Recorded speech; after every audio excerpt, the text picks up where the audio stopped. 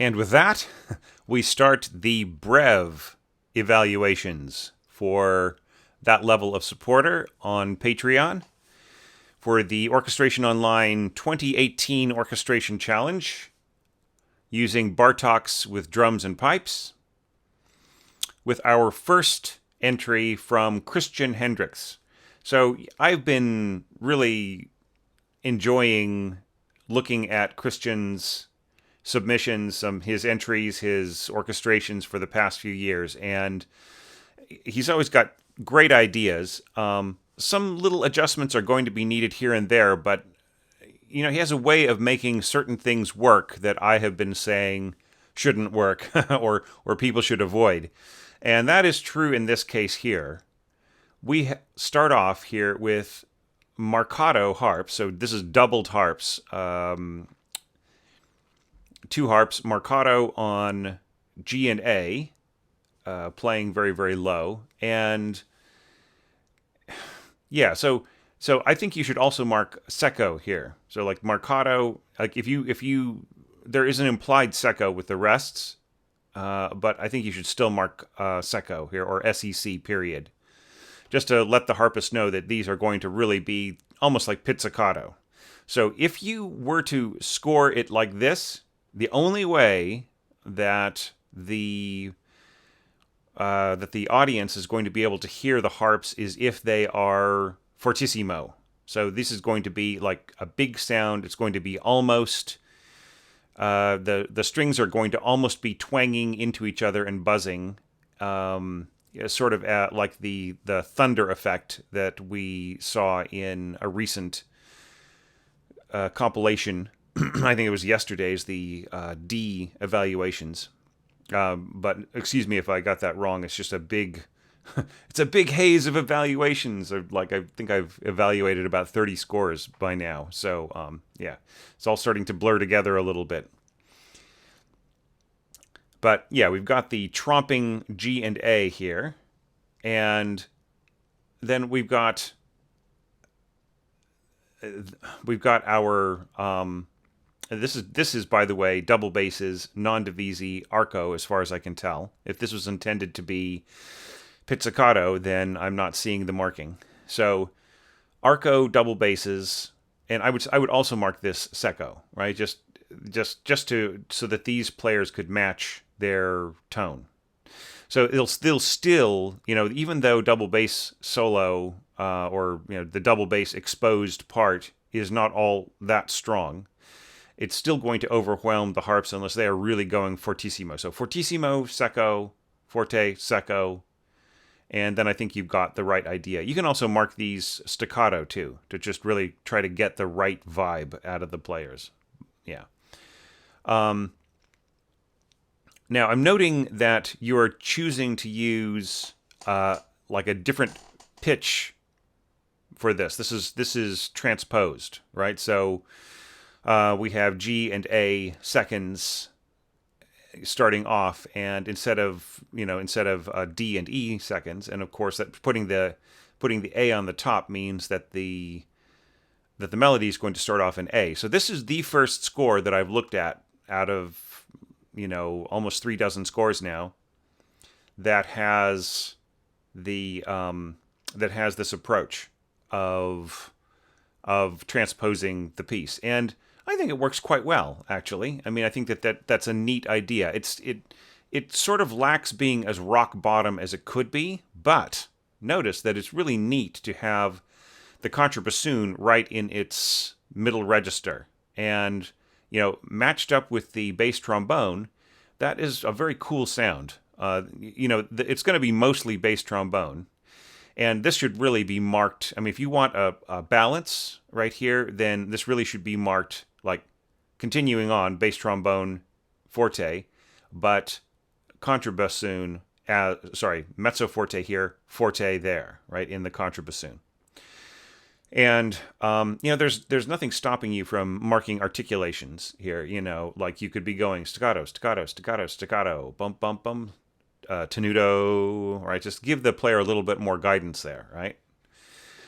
Now, even though this is a bit of a balancing act right here in this melody, it still kind of needs to be balanced against the rest of what's about to happen, right? So I just think that this is too loud, right? Now, probably a better way to handle this would be to have maybe your bass clarinet dovetail rather than take a breath and then continue to play. Or you could, you could do that for both players because it's also going to be a strain on the bass trombone. So like they're both using about the same amount of huge breath here. So I would say, either just let the contrabassoonist worry about it and have it tied all the way through, or maybe have them both take breaths in different places, right, to continue that on. Like the bass trombone player could take another breath right here.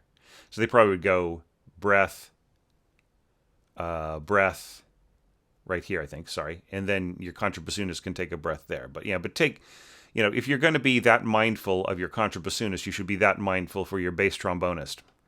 Okay? Okay. So then, the whole question is, what happens after that? So we are right here. Christian is increasing the accompaniment, the sort of rhythmic accompaniment by an octave, adding on the cellos. And, there's going to be that register is going to already be implied by the right hand of the two harp players, right? So I almost wonder whether you shouldn't just jump all the harps up an octave to sort of carry the idea forward. So you still have the sense of those harps riding an octave above, the lowest pitch. So right here, I would probably jump the harps up an octave. And the same thing here. I don't feel that these are going to be, you don't have the ottava bassa there. Well, still a bit dicey. I think here is where it falls apart. Now, just, as I've been saying, just it's hard to throw in harps in a loud passage like this. This sort of works if you make some of the adjustments that I suggested, but still, I think here it just gets to the point where there's too much going on. If timpani and harp both playing forte, that won't hear, around the same low area, you really will not hear the harp. Okay, so the timpani, speaking of timpani, come in and start playing parts of the melody. And I have to say, I'm really digging what you boys are doing here, and it's really coming through great. I really love the song, but I just think I need to hear more cowbell here. So there's just not enough cowbell. Maybe your cowbell player could just like really, just really get into it. But all kidding aside, this is pretty good. I think that the you have a mixture here of A2 trombones. I'm assuming this is A2 bassoons and timpani below. This is pretty much going to be a bassoon and a trombone and timpani sound here. The bassoon is just going to thicken things, right? Now, if you wanted a balance here, then mark the bassoon's forte. All right, and then you'll get more of a balance. It still won't be that ideal. I mean, the most totally balanced sound here would be A2 forte bassoons, first trombone, and a mezzo forte and timpani mezzo forte, and then you'll get a complete balance of those timbres. All right, but I don't know if you want a lot of times we blend things and we want one instrument to color the other, right? So if you have A2 trombones at mezzo forte and A2 bassoons at mezzo forte, then the bassoons are just going to add a little color to the trombones, but they really are not, a little weight, a little roundness around the edges, but they're not going to really, contribute that much to the timbre. All right. But and it's fun to just throw in a little bit of cowbell, just a little like woodblock and bass drum here. That's all cool. And then there's just this one little blat on your tuba. I think if you're going to go, snap pits. I think if you're going to do this low C sharp snap pits here, I think that this should be an accent, right? Because like this is going to go pump, and this is going to go snap, right? Shouldn't this be bump to mix with the snap? Because like otherwise the snap is like the attack to the tuba, and if you intend that effect, then the tuba note should have a tenuto mark on it, right? I mean that's the way I sort of see this. Okay, so this is all pretty cool with these snaps and everything else. And I think also the same thing as I said before, these should be accented or staccato or whatever, or marcato, just to sort of match the punchiness of the snap pizzicato and the viola. All right. And then, just like one of the things I forgot to mention is that, like, I think a lot of people have been saying forte piano on these long pedal notes, and that I think works really good. I mean, you can hear in the mock-up, what you hear in the mock-up is probably what you're going to hear in the orchestral situation, that these instruments emerging out of the texture, and actually mezzo forte, not forte, they are going to be kind of clouded over. There's going to be a bit of a barrier to really understanding their function if these pedal tones are forte here and mezzo forte there, like I recommend. So if you go SFP or just accented forte piano, would probably get the idea across better. And then here, you go to another thing, and I think rather than having a diminuendo mark here, you could do the same thing, right? Because like dun da da dun da da. See, right here, you're kind of taking away the force of that idea. It's got to be dun da da dun da da. There's nothing to say dun da da dun da da, right? That's not how the piano part works, right? There is no diminuendo mark here. It just boom dun da da on the very low notes, very percussively, right? So throwing in a diminuendo mark here is sort of kind of defeats the purpose, right? This should be nice and loud, accented, just in our face. This could be it could be sforzando and then put the diminuendo in right here to sort of to imitate the way that the piano dies out. But, or you could just go sforzando, diminuendo, that's fine. But yeah, but don't just because you have that idea here doesn't mean that you should put it here. Alrighty. So now that was the first part. Let's move on to section A. I'm trying to give it about 10 minutes per section of evaluation. I mean, I could easily give it 20 or 30 minutes per section if I really had time and if my voice would last that long. You have to be aware that I'm just really coming out of a cold right now, so that's why these evaluations are going a little slower than I thought. I've been having to take a day off here and there just to let my voice recover, which I normally wouldn't, if I wasn't worrying about scratchiness and so on. But anyways, that's just the nature of the beast this time. Okay, this is really, really cool. The back and forth between trumpet and timpani. I like that a lot. Not really sure if this needed to be third trumpet. I mean, it's cool to throw in third trumpet there. It could just as easily have been first trombone. Do you know what I mean? Or it could have been a couple of horns here at the bottom. But it is a neat idea to throw in the trumpet in seconds, and it's very reminiscent of the Game of Pairs from Concerto for Orchestra. So yeah, kind of has that same kind of vibe. I almost feel that if Bartok was going to go for that, was going to orchestrate it that way himself, he would have made them all seconds, right? So instead of having the whole pianistic thing right here, where he just lets his fingers kind of flow across the keys by not having rows of seconds, but having a second and then a single note and then another second. I think that he would have just said, well, these should all be seconds, right? So, and especially if it's going to remind us of Game of Pairs, and that may have been why he may have avoided fully orchestrating this, because he might have had other ideas, coming up in his future of, that Game of Pairs might have been playing around in his head for quite a while before he put it down on paper and immortalized it in the last, right at the end of his life. Okay, so this is neat. I really love the way that the bassoons come in to play counterpoint with the trumpets, but I feel it just needs a little bit more.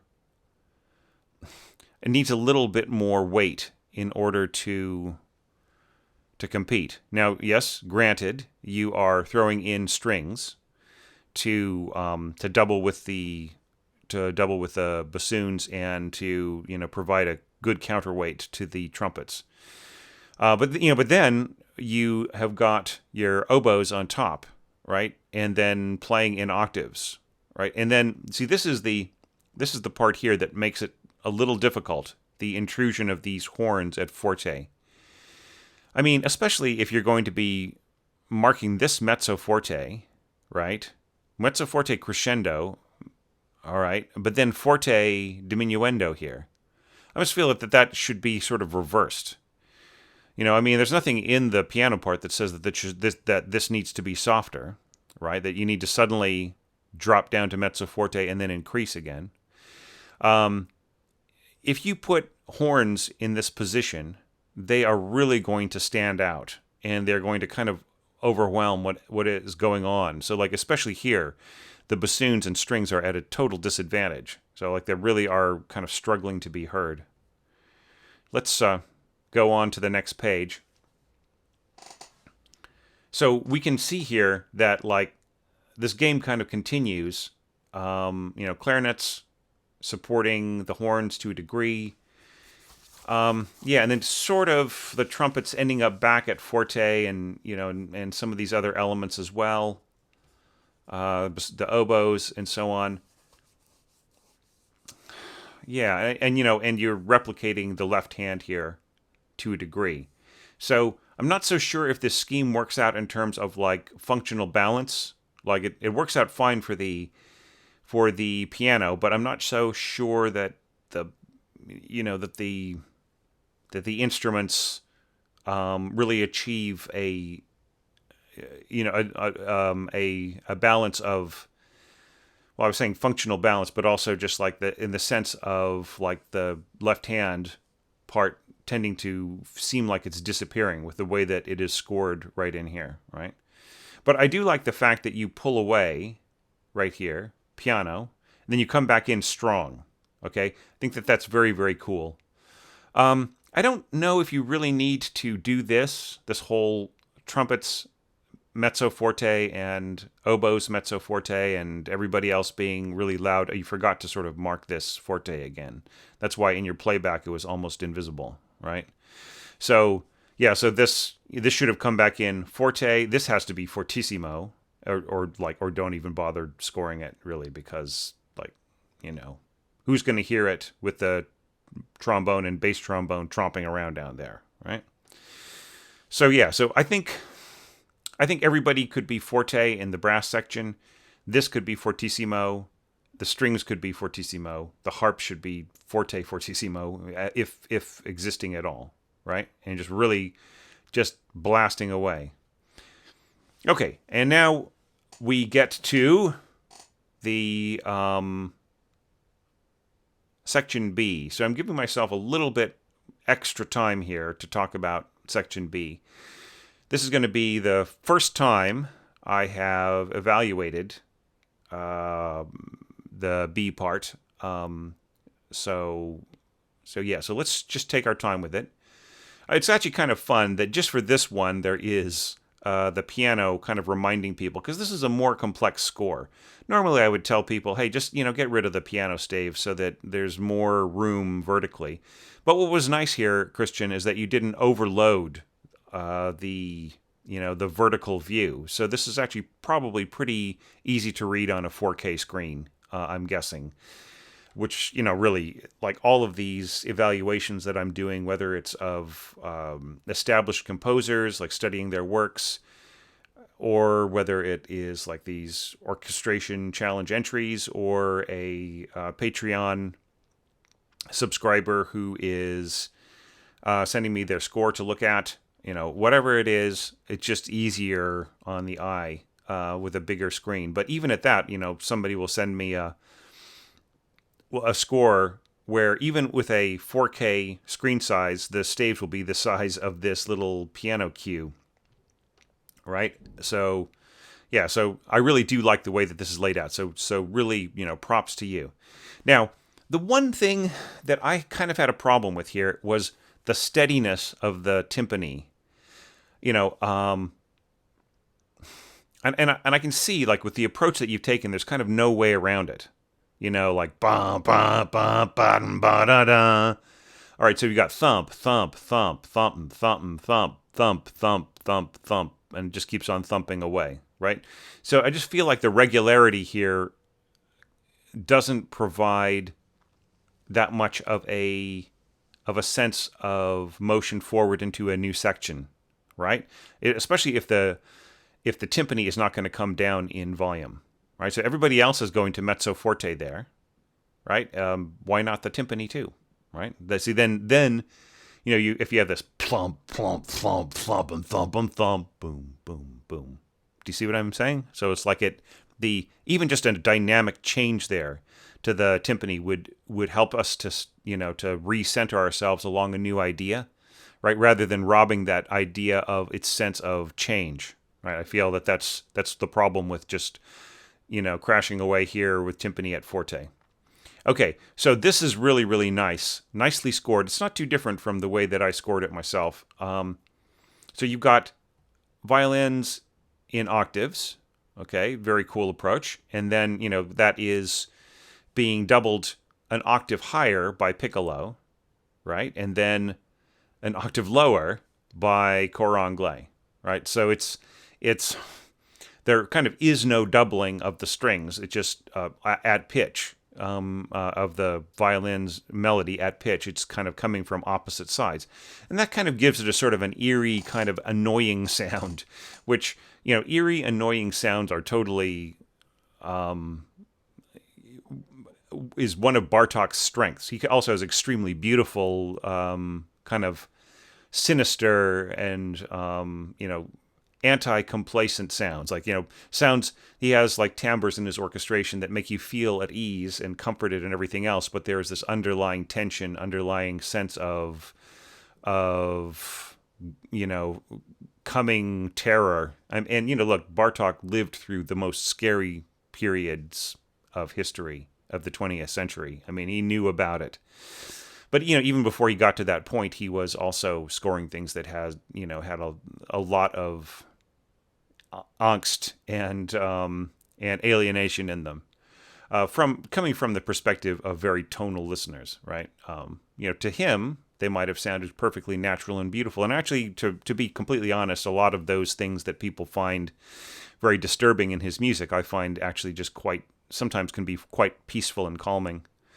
But other times, obviously, it's intended to create a reaction, and I am just as susceptible to that as anybody. All right, then the opposing part, bum, ba, dun, da, da, da. So he's taking that same dun, da, da, da, da, dum, and then sort of just moving it around in groups of 3 beats, descending. So it was neat to see how you orchestrated that. I think that it's very cool to use the bassoons and middle strings together in that way. And I really love this little idea here in the clarinets. I feel that that's just really excellent scoring. Okay. The thing about it is, like, if this section beforehand does not trompe, right, does not really commit itself to being aggressive and just bashing you over the head, then there is no, like, the intensity of broad scoring here can rob the sense of release. I feel that there's supposed to be a sense of release here, right? So I would just say bigger, and then, this could have even been marked like mezzo piano or even piano. I mean, you don't have to follow Bartok's directions, but, anything to sort of bring the sense of force down a little bit so it can build to another climax, or it can provide a bit of a emotional contrast. But it's still really nicely done. Okay, I really did enjoy this a lot. So let's move on. You've got some of this function here. You've got this budding kind of thing happening there in the clarinets. I like what's going on in bass clarinet here and bassoons. This is the kind of scoring that could easily fall apart if people are not paying attention, but this is neat. The little xylophone note and, kind of conversation between that and the very low timpani note. So that was really well done. I like that a lot. Now, our final page here of Christian's score. So then the right hand sort of picks up that same idea. And you've scored that out, continuing on with clarinets. So my only gripe here, aside from the fact, sort of dismissing, putting aside the xylophone, which I actually like. I'm not saying that this is a bigger fault. Putting the xylophone aside here, my problem here is that this is just continuing on that same kind of middle-high register clarinet stuff. So there isn't really enough contrast with what was happening on the page before in terms of having that really, that same kind of sound, right? So when the xylophone comes in, there really isn't a lot of contrast with what happened before, except for the xylophone itself, right? So that would be the first critique that I would have of this. The second critique would be there's nothing in the scoring itself, besides from this snap pizzicato, that really adds a quality to the xylophone. Okay, so, those are directions I think that you could have taken to make this, these 6 bars stand out a little bit more or seem more inevitable to, from what happened before, rather than just as an outgrowth. Do you see what I mean? But, having said that, just putting all that stuff aside, taking off my critic hat and just putting on my person listening to it and enjoying it hat, I thought it sounded really great. So, violas with bass clarinet, I'm seeing people do that team up a lot in this round of evaluations. And that is a good pairing. It is a really nice, it just really works a lot, especially like in this sort of lower middle stuff matching up with the throat tones of the bass clarinet a lot, right? And that really works great. Okay, so xylophone comes in, and, since it sort of is really, the beginning of its own thing, I think it should have its own separate entrance marking here, right? And there's definitely room throughout all of this to add more hairpins and more nuances and stuff, and especially for like a solo section like this, this should be marked solo, definitely. Okay, and it is very high above everything else that is going on, right? So it's just something to think about. I do like the alternating snap pizzicato in the lower strings, though. That is really great. That does contribute to a degree to the xylophone part, but I'm not sure that it really pushes it as much as it could. Anyway, so but look, don't take my my frittering over this to be anything, any crisis in your scoring. It was great. I just wanted to hear some sort of variation and something that kind of spiced up or framed the xylophone part a little bit more characteristically, or not characteristically, a little bit more complementary to that timbre. All right, now continuing on, this is the coolest part. It's really easy for the eye to get confused here, and when you consider, if you look at the piano part, like what is going on here? It doesn't really look like a lot is going on, but and then that is really fragmented over all these different ranges and registers. This is what I really like. Timpani. Cowbell, coming back again. I told you, it needs more cowbell, right? Woodblock, and then the alternating little hits here going all the way to the end, right? Okay, so my only gripe here is that I don't feel that this da-da, da-da, da-da thing is really kind of... It doesn't seem to me to have very much push. Do you know what I mean? You've got these pedal tones, these held notes that are, some of them are crescendoing. Some of them aren't. Maybe you left out some dynamic marks.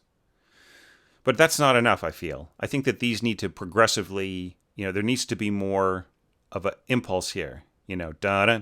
Like you could like accent staccato with the slur over it, accent staccato with the crescendo. You could even go like mezzo forte, forte, fortissimo, pow. I feel that this really is leading somewhere. Boom. So if you've got that crescendo beneath it, I think you need it above, and you need the parts to have more lift. Especially with if they've got this. And this is kind of nice too. This is similar to what I was doing. In my arrangement, I went da da dum, and I think that this is really cool. Like to follow that, not following me, but to use a similar strategy to just really kind of get get more anticipation in there. All right. Okay, so this has really kind of taken this right hand part and spread it around a lot. Yeah, my another possible critique here, and this is not that I'm beating up on you or anything, but just to maybe give you some alternate ideas of approaching this, and that is like here you basically just have unison violins. Right, and then you have these other colors on top of it, just sort of circling and doing different things.